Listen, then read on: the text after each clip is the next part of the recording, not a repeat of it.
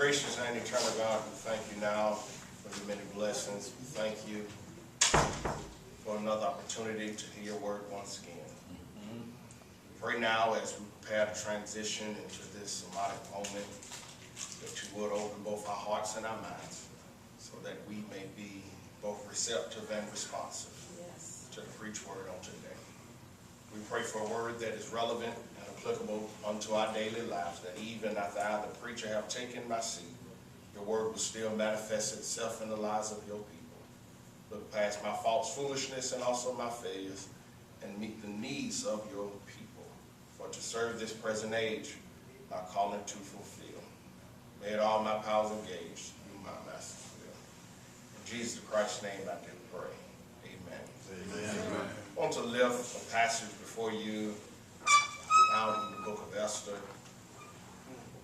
You have chapter 1, 13 through 21, which serve as background, but for the sake of this exegetical discussion, I want to concentrate on verses 1 through 4 of chapter 2.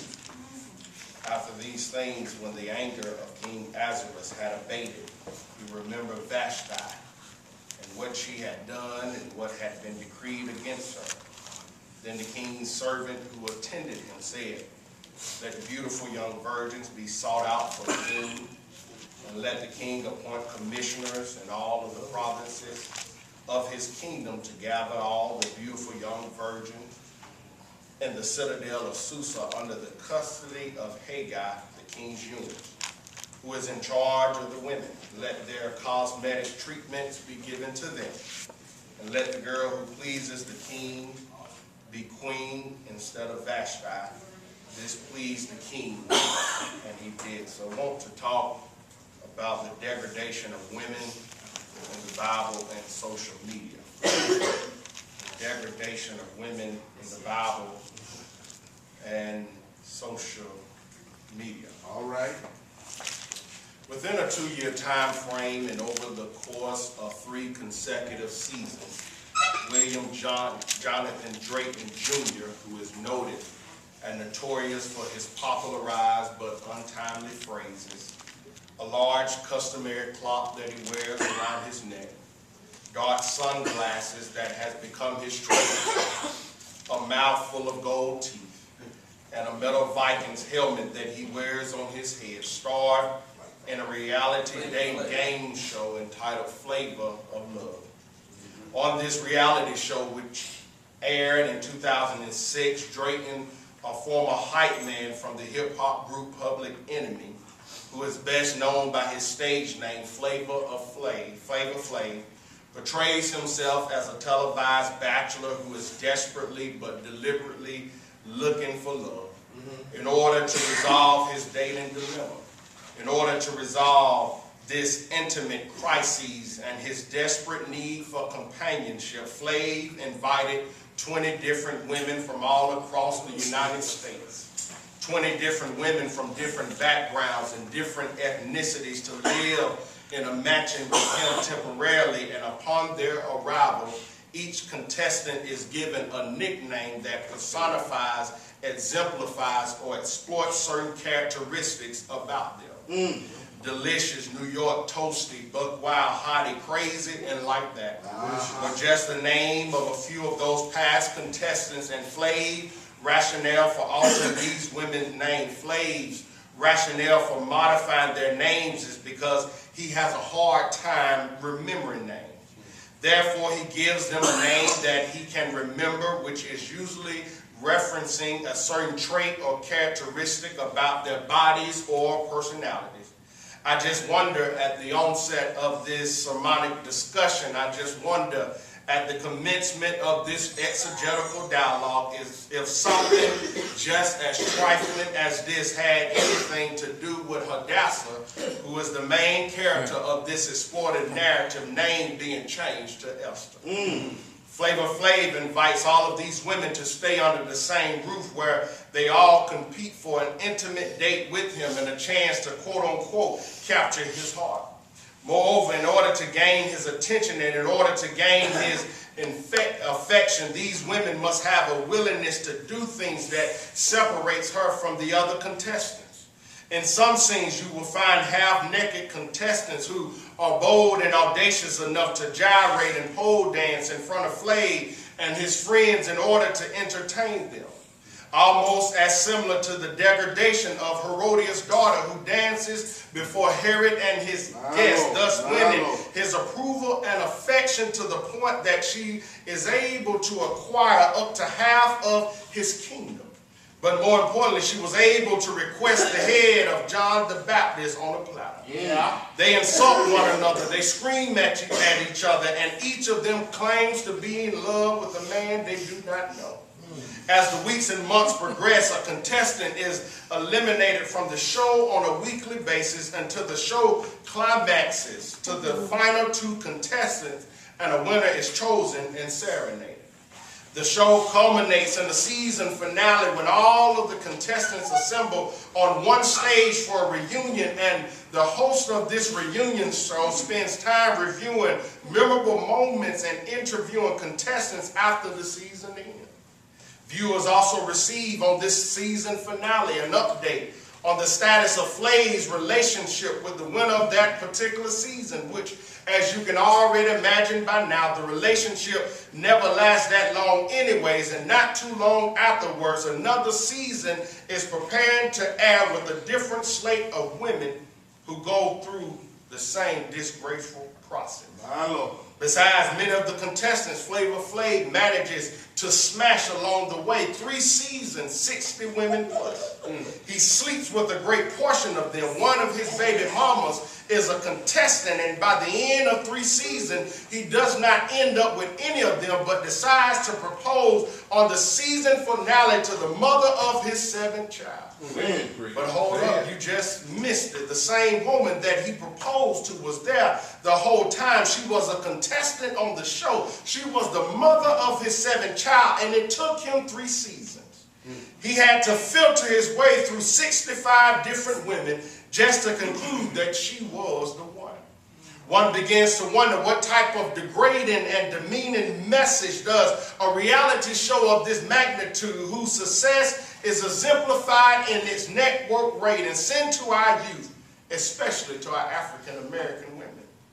Here's a former hype man with gold teeth in his mouth, exploiting women as if they were nothing but sexual objects and sexual toys, whose only purpose in life was to satisfy the sexual cravings and thirsts of a man.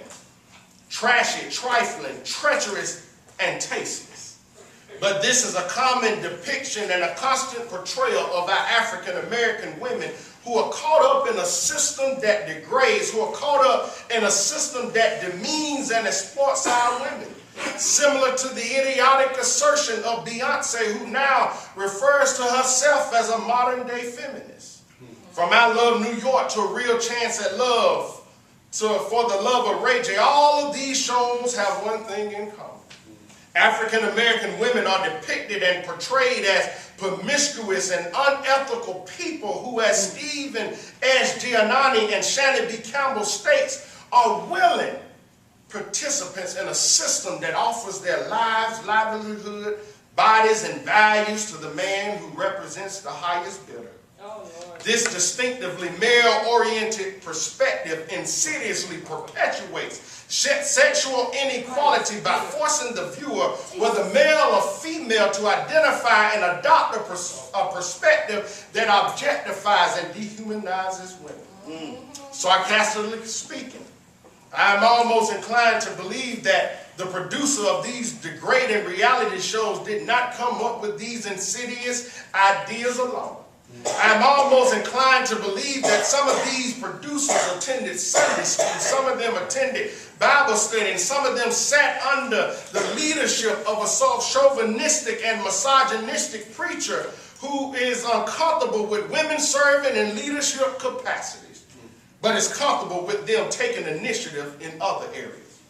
When I look at the format of these reality shows and how they portray women, I cannot help but to see the same degradation, the same manipulation, the same exploitation and misogynistic views that occurred in those antiquated days taking root in our society today. The book of Esther has been and continues to be one of the most controversial, contentious, scandalous, and disgraceful books in the Hebrew Bible for the mere fact that it sheds light on the degradation, it exposes the exploitation and the manipulation that took place during biblical times. Students of the Bible began to notice not once in this entire book is the name of God explicitly mentioned, which is why some scholars conclude that the book of Esther is one of the most secular books in the Hebrew Bible. Consequently, forcing readers to grapple with the immanence of God and if in fact the explicit absence of a God who is supposedly transcendent and omnipresent portrays the deity's dissatisfaction, or if the exclusion of God depicts a patriarchal God that is so pervasive throughout the Hebrew Bible.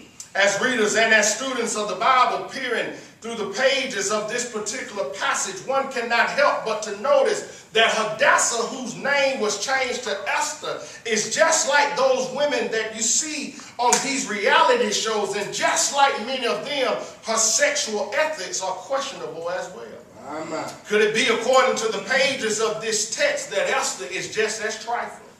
Could it be, according to the way the narrator constructs her character, that Esther is just as trashy, treacherous, just as tasteless as some of these women that we see on these reality shows? Chapter 1 explicitly states that King Ahasuerus gave a banquet for all of his officials, ministers, nobles, and governors to display the wealth of his kingdom and the splendor of his majesty. After those attendees were allowed to drink without any restraint, the king ordered Vashti to appear before him and his guests wearing her royal crown in order to exploit her beauty. However, Vashti, being the phenomenal woman that she was, Vashti, being a woman of dignity, integrity, and self-worth, refused to entertain the king and his drunken friend. She refused to succumb to this degrading and exploitive behavior. The king was displeased, he was furious, and so he consulted with some of the men there who knew the law, how he ought to handle what he perceives to be blatant disrespect, because Vashti refuses to carry out the king's drunken but foolish command. As they sit in this banquet setting, one of the men stood in the presence of the king and his officials and said, "Not only has the queen done wrong to you, she has done wrong to us. Not only has the queen offended you, she has offended us as well." When the women of the province hear what Queen Vashti has done, when the women hear that the queen has deliberately disobeyed the king, they will deliberately disobey and rebel against their own husbands and say, if the king cannot tell the queen what to do, certainly you can't tell me what to do. Therefore, in order to stop this contempt from spreading, in order to suppress this blatant disrespect, in order to keep the women oppressed and subject to the commands of their foolish husbands, the king was advised to issue a royal decree stating that Vashti must never again appear before the king, and her crown will be given to another woman who is better than she was. However, this statement is not only troubling, it is also perplexing on many levels, because the question that now emerges from the depths of our exegetical pits and has made its way into our theological platform of discussion is what determines if the next woman was better. Or more importantly, who determines if the next woman was better? Maybe this text is suggesting just because you are the other woman does not necessarily mean that you are the better woman. But what it may suggest is that you are better at exploiting, you are better at degrading, you are better at demeaning yourself. The king is mad because Vashti refuses to submit to his exploitive authority, because queens are used to achieve the male agenda. Vashti's refusal to comply with the king's command threatens male power and dominance that is so pervasive in this text. Vashti does not use her beauty or sexuality to advance herself. Her sexual ethics are never questionable. She maintains dignity and respect for herself, but can we say the same about Hadassah? The advice pleased the king and the officials, and letters were sent to all the provinces, each one had his own script written in the language of the people, declaring that every man should be master in his own house. The decree does not say that every man should be a husband, or every man should be a leader, or every man should be a good provider. The decree says that every man should be master in his own house. Anita Simmons raises a provocative but critical question in her essay entitled Black Womanhood, Misogyny, and Hip-Hop Culture, a Feminist Intervention. Did the anti-black woman sentiment begin with hip-hop? Or is hip-hop just a re-articulation of misogynistic attitudes towards black women that have existed in our society since the forced migration of Africans to the Americans during chattel slavery? Simmons argues that the degradation of black women existed before the emergence of hip-hop, but she argues hip-hop must bear some of the cultural responsibility for the reproduction and reinforcement of the historical degradation of black womanhood in the United States. Black men who felt emasculated and felt as if they had lost a sense of their masculinity sought to reclaim what slavery stripped them of, but they did so at the expense of our black women. Because the black man could not exert or exercise power in society due to an oppressive, suppressive, and repressive system called slavery, he exerted and exercised his power and authority over the black woman, which meant in order to reclaim masculinity, men had to learn how to put their women in check. Simmons states the attainment of black manhood meant the degradation of black women and black womanhood. And the sickening reality of this disheartening truth is that it sometimes appears as if the same deformation, degradation, and exploitation occurs in the pages of the Holy Writ. One of the king's servants who saw him in this depressed state advised the king to let beautiful young virgins be sought out for the king and appoint someone who can round up all the beautiful young virgins and place them under the custody of Hagar, and let cosmetic treatments be given to them. And the girl that pleases the king the most ought to be queen instead of Vashti. The writer transitions the story. The writer shifts our attention from Vashti to Hadassah, which the writer of this text is clear from the onset of this text that the only reason why Esther or Hadassah finds herself in the predicament that she is now in is simply because she was willing to do what Queen Vashti refused to do. Mordecai, Hadassah's cousin, became somewhat of a father figure to her, but one even wonders if he is a suitable fatherly figure or if he is just as patriarchal as other men in a male-dominated society that exploits women in order to carry out their personal agenda. One of those women who enters this beauty contest is a woman by the name of Esther, who was placed under the custody of Hagar, where she becomes one of the many contestants who must compete for the affection and attention of the king. Hagar's job is to turn these women into glamorous queens. Hagar's job is to assist the women in their clothes, makeup, and you would think with the domestic responsibilities such as these that Hagar was who we thought she was. But even still, one cannot help but to see the male dominance. Even still, one cannot help but to see the exploitation and the misogynistic views that exist in this text. Especially when you know that Hagar is not the name of a woman. Hagar is the name of a man. Furthermore, certain in a patriarchal society, the women must always fall under the subjugation of a man who is free to exercise authority and power over her. Esther goes through a cosmetic makeover that lasts for an entire year, and over the course of that year, she finds favor with Hagar, who provides her with beauty treatments and special foods.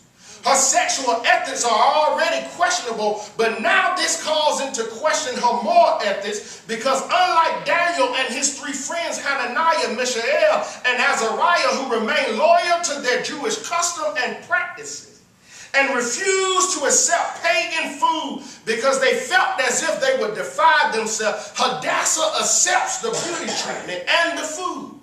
She keeps her identity a secret, and she conceals her nationality and family background. She marries a non-Jew, which Jewish practice and laws are strict against, for a chance, as Sidney White Crawford states, of winning wealth and power. Hadassah takes her place in the herds of maidens and becomes a concubine to the king. Many scholars refer to this episode as the ancient sex trafficking that existed during those antiquated days, where young virgins were caught up in this system that exploits, and the young virgins were caught up in this male-dominating system that stripped them of their dignity and self-worth by a king who is seeking to satisfy a void that Queen Vashti refuses to fill. The king loved Esther more than all the other women. And of all the other women, she won his favor and devotion. So she set the royal crown on her head and made her queen instead of Vashti. The queen has a beauty contest to acquire another wife, and Esther triumphs over the other women. But what happened to those other women? Summoned into the king's chamber. Amen. He did good. He dropped the mic. He did. He dropped the mic.